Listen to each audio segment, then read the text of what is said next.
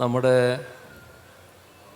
തെരഞ്ഞെടുപ്പിൻ്റെ അവസാന മണിക്കൂറിലാണ് നാം നിൽക്കുന്നത്. ഈ തെരഞ്ഞെടുപ്പിൻ്റെ ഏറ്റവും വലിയ പ്രത്യേകത ഇവിടെ നേരത്തെ സഖാവ് എം പി രാജേഷ് പറഞ്ഞ് അവസാനിപ്പിച്ച ഭാഗം തന്നെയാണ്. ഈ പാലക്കാട് മണ്ഡലത്തിന്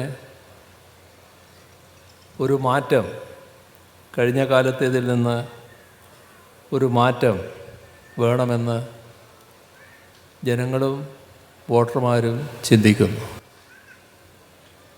ആ മാറ്റത്തിന് നല്ല വേഗത കൂട്ടാൻ ഉതകുന്ന രംഗപ്രവേശമായി ഡോക്ടർ സരിൻ്റെ സ്ഥാനാർത്ഥിത്വം. അത് നല്ല നിലയിൽ നാടും വോട്ടർമാരും സ്വീകരിക്കുന്നു എന്നതാണ് ഈ തെരഞ്ഞെടുപ്പ് പ്രചാരണ ഘട്ടത്തിൽ പങ്കുകൊള്ളുന്ന ജനാവലി കാണിക്കുന്നത്. അപ്പോൾ മാറ്റം ഏത് രീതിയിൽ വേണം? നമ്മുടെ നാടിൻ്റെ അനുഭവം അതിലുണ്ട്, കേരളത്തിൻ്റെ അനുഭവം. 2016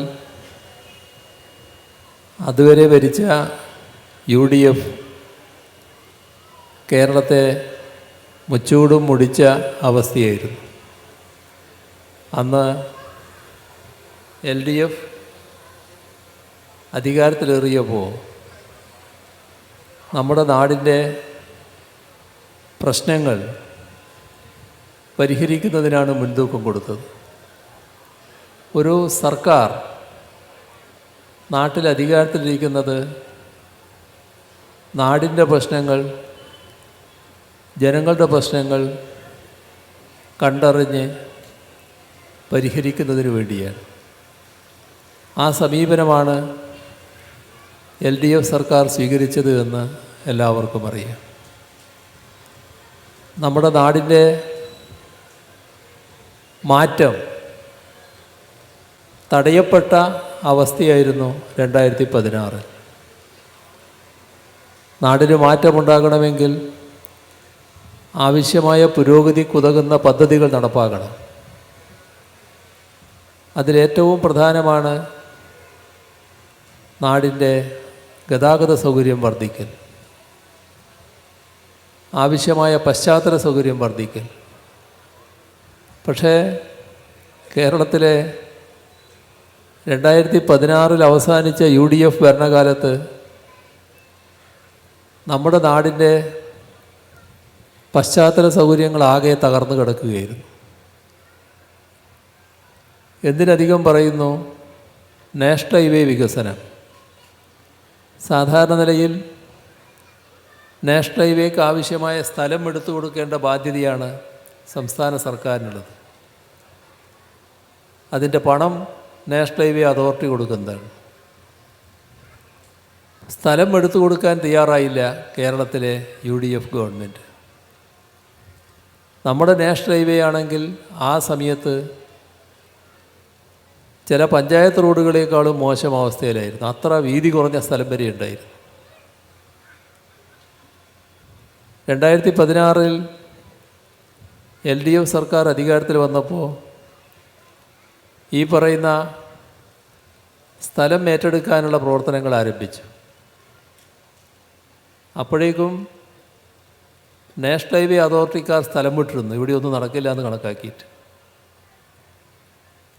അവരെ സമീപിച്ചു, നമുക്ക് ആരംഭിക്കാമെന്ന് പറഞ്ഞു. പക്ഷേ UDFൻ്റെ കുറ്റകരമായ അനാസ്ഥക്ക് നാം പിഴയൊടുക്കേണ്ടി വന്നു. അത് കേരളത്തിലെ ഭൂമിയുടെ വില വളരെ കൂടുതലാണ്, ഞങ്ങൾക്ക് ഈ വില കൊടുത്തെടുക്കാൻ പറ്റില്ല, നിങ്ങൾ എടുത്തു തരണം എന്ന് കേന്ദ്രം ആവശ്യപ്പെട്ടു. നമുക്കത് കഴിയുമായിരുന്നില്ല. ഇന്ത്യയിൽ ഒരിടത്തും അങ്ങനെയൊരു കാര്യം ഉണ്ടായിട്ടില്ല. എല്ലായിടങ്ങളിലും നാഷണൽ ഹൈവേ അതോറിറ്റിയാണ് ഭൂമി എടുത്തിട്ടുള്ളത്. അതുകൊണ്ട് നിങ്ങൾ തന്നെ എടുക്കണമെന്ന് നമ്മൾ ആവശ്യപ്പെട്ടു. തർക്കമായി. നമ്മളാണെങ്കിൽ വല്ലാത്തൊരു വൈതരണിയിലാണ്. നാഷണൽ ഹൈവേ നമുക്ക് വേണം, ഉപേക്ഷിക്കാൻ പറ്റില്ല. ഈ തർക്കത്തിൻ്റെ ഭാഗമായി നീണ്ടുപോയാൽ അത്രയും വർഷങ്ങൾ പിന്നോട്ട് പോകും. അത് പിന്നീടും പ്രയാസങ്ങളുണ്ടാക്കും. അപ്പോൾ എങ്ങനെയെങ്കിലും പരിഹാരം കാണണം. ചർച്ചയായി, ഒത്തുതീർപ്പ് ചർച്ചയായി. അവസാനം വന്ന നിർദ്ദേശം ഭൂമി വിലയുടെ 25% കേരളം കൊടുക്കണം, സംസ്ഥാനം കൊടുക്കണം. അതെത്രയാണെന്നറിയോ?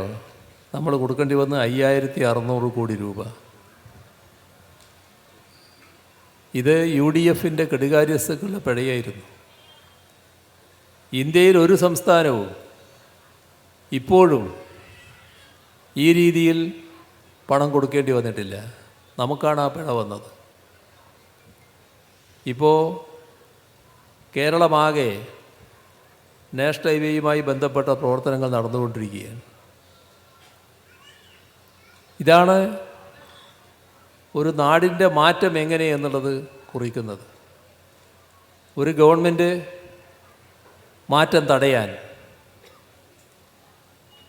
മറ്റൊരു ഗവൺമെൻറ് നാടിൻ്റെ മാറ്റത്തിന് വേഗത കൂട്ടാൻ. ഇത് നമ്മുടെ അനുഭവത്തിലുള്ള കാര്യമാണ്.